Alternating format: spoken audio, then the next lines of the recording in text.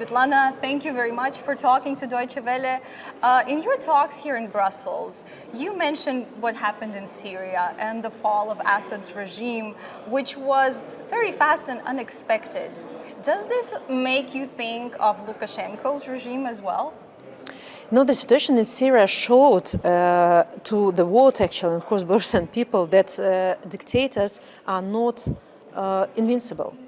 They might be defeated, but by different tools. Because situation in Syria and Belarus, they are different. We have different context, but nevertheless, the same as Berlin Wall fall, Soviet Union collapsed. The same dictators, they are not immortal. And it give inspiration to many years dictatorship. That everything is possible. Just be prepared, strengthen your society, strengthen your people, and look for reliable allies in democratic world to help you, and everything will happen. Also, it sent a warning message to Lukashenko that your ally Putin, who has rescued you back in 2020 and who is supporting you and using you at the moment, he might not be able to save you in proper moment, in moment of turbulence. Because if there will be a moment of opportunity for Belarus, it might be connected with the victory of Ukraine or some people's unrest or economic troubles. It doesn't matter. So Russia will not save you, because they can betray you. Yes, they can accept you in Russia, just to be third Yanukovych, second Assad, but they will just not come just to support you.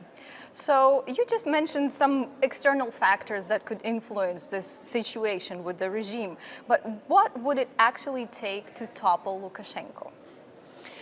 There is no one action that topple Lukashenko, because it's now a series of events of strengthening Belarusian people just to weaken Lukashenko. Strong Lukashenko wouldn't be able to collapse, but weakened one, it's easy to dismantle. So our task, what we are doing, we are creating as much pressure on Lukashenko's regime as possible, as much troubles for him.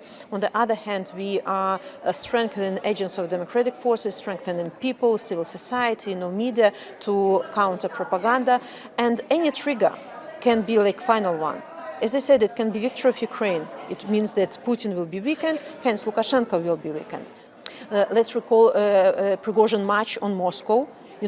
We were about to believe that something will happen in Russia, and immediately people from Belarus and Belarusians abroad started to design, how to use this opportunity, to dismantle this regime. So any trigger can play in favor of Belarusian democratic forces. So Lukashenko is afraid of this. He's vulnerable. He's not as stable as he might seem, and moreover, he knows that there are so many informants inside of the system. We get so much information, what's happening in this regime, how regime earning money on this war in Ukraine. They are providing military machine of Russia with equipment, with military stuff, and he knows that he can't rely on anybody in the system. What happens if the regime falls, or let's say something happens to Lukashenko? Do you think Belarus would be able to still maintain its sovereignty, or Russia could take advantage of this situation?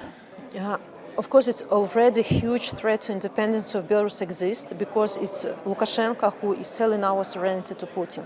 We see the process of Russification in Belarus. We see how Russia interferes into our military sphere, into economy, into media space. We call it creeping occupation. It's real occupation through the hands of Lukashenko. And in the moment of opportunity, there will be only two options for Belarus. Or it will be pro-democratic forces who will bring European perspectives for Belarus, who will bring investments to Belarus, democratization of our country, open borders, or it will be Russia with their colonial ambitions. And of course, people of Belarus want democratic changes. They want to be part of European family of countries. And at that moment, I think that those people who now in the system of Lukashenko's regime, I think we will be able to organize round table and together discuss future of Belarus. Of course, there will be of course, it depends on in which state Russia will be at that moment, weakened or strong. It depends, of course.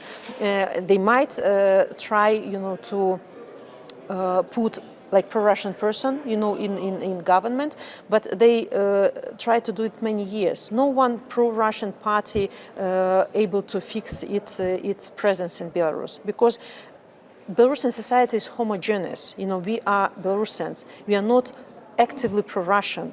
Lukashenko always was the most pro-Russian person in Belarus, but it's not about people. So I don't think that any pro-Russian will be able to fix his presence in Belarus, or it will be constant region of turbulence. It will not be peace, in Belarus. And Putin knows this, and Lukashenko knows this.